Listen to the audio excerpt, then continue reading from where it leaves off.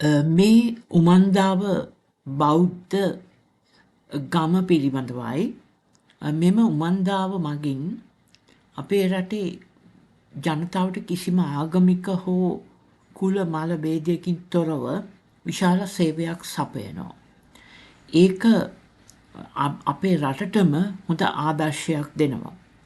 ඉතින් මං හිතන්නේ මේ හින්දා ශ්‍රී ලංකාවේ රජය මේ උමන්දාව තිබෙන ප්‍රදේශයට වෙනම ස්වෛරී බලයක් ලබා දිය යුතුයි.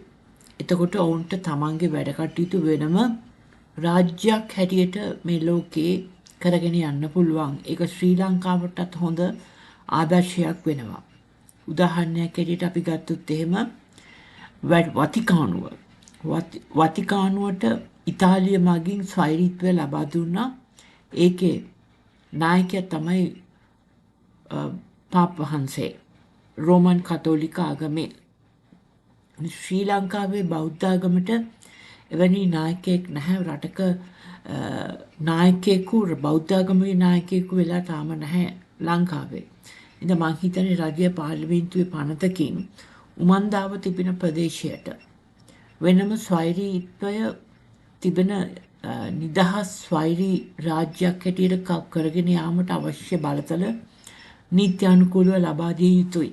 එතකොට එම උමන්දාව දැනට සිටින ස්වාමීන් වහන්සේ එම ස්වෛරී රාජ්‍යයේ නායකයා හැටියට කටයුතු කරන්න පුළුවන්.